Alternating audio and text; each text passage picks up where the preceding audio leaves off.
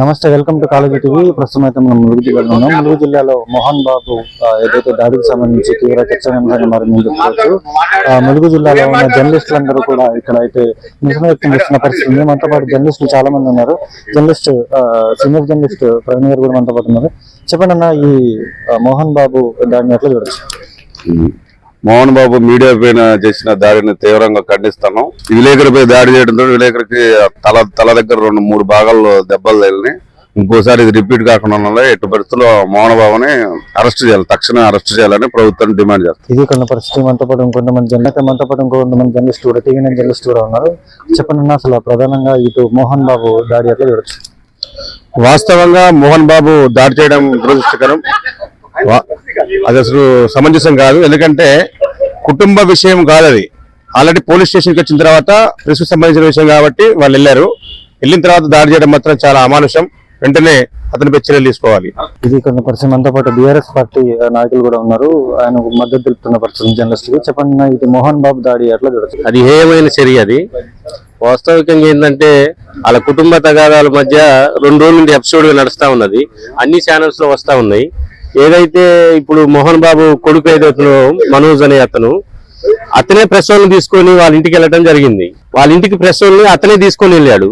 అతనే తీసుకొని వెళ్ళినప్పుడు ఒకవేళ ఏదైనా ఉంటే ప్రెస్ కి ఆన్సర్ ఇవ్వాలా, లేకపోతే పక్క నుంచి వెళ్ళాలి తప్ప ప్రజాస్వామ్యంలో ఇలాంటి పద్ధతి కరెక్ట్ కాదు. మోహన్ బాబు చేసిన చర్య హేయమైన చర్య. దాన్ని ఖచ్చితంగా మా పార్టీ పరంగా మేము ఖండిస్తున్నాం. ఏదైతే పత్రికా విలేకరులపై, ఎలక్ట్రానిక్ మీడియా టీవీ నైన్ విలేకరుపై చేసిన దాన్ని మేము పూర్తిగా ఖండిస్తున్నాం. దాని మీద చట్టపరమైన చర్యలు తీసుకొని ఇక నుంచి అలాంటి పత్రికా విలేకరుల మీద, ప్రింట్ మీడియా, ఎలక్ట్రానిక్ మీడియా మీద కూడా అలాంటి దాడులు జరగకుండా ఈ రాష్ట్ర ప్రభుత్వం ఖచ్చితంగా చర్యలు తీసుకోవాలని మేము డిమాండ్ చేస్తున్నాం. ఇది కొన్ని పరిస్థితి. అంటే జర్నలిస్టులు అందరూ కూడా మండిపడుతున్న సిచ్యువేషన్ కూడా ఉంది. మనతో పాటు ఇంకొంతమంది జర్నలిస్టులు ఉన్నారు. ఆయన మాటలు వినిపిస్తున్న ప్రతినిధులు. చెప్పండి, అసలు ప్రధానంగా ఈ మోహన్ బాబు జర్నలిస్ట్ పై దాడి చేసిండ్రు, దీన్ని ఎట్లా చూడొచ్చు?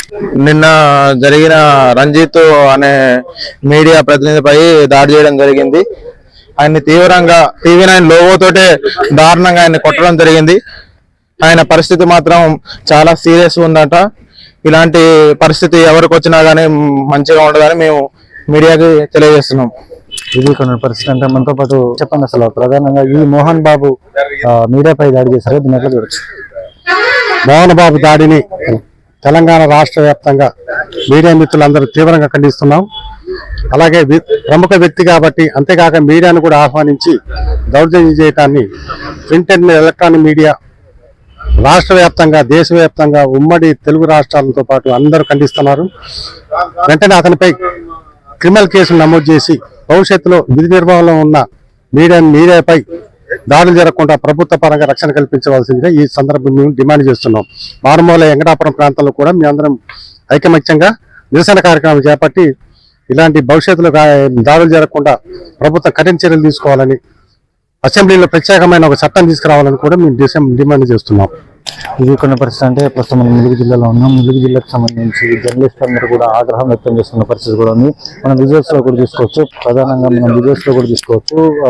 జర్నలిస్టులు ఎవరైతే ఉంటారో జర్నలిస్టులు అందరూ కూడా ఇలాంటి దీన్నంతా మేము బైకౌట్ చేస్తున్నాం, దీన్ని మాత్రం మేము తీవ్రంగా ఖండిస్తున్నాం అంటూ కూడా నిరసన వ్యక్తం చేస్తున్న పరిస్థితులు కూడా అయితే ఇక్కడ మనం చూసుకోవచ్చు. ఏదైతే తెలంగాణ రాష్ట్ర వ్యాప్తంగా ఉన్న జర్నలిస్ట్ సంఘాలందరూ కూడా మండిపడుతున్న సిచ్యువేషన్ అయితే ఇక్కడ నెలకొంది. ఇది కొన్ని పరిస్థితి. కెమెరా పర్సన్ సతీష్ తో సన్నీ, కాలేజీ టీవీ, వరంగల్.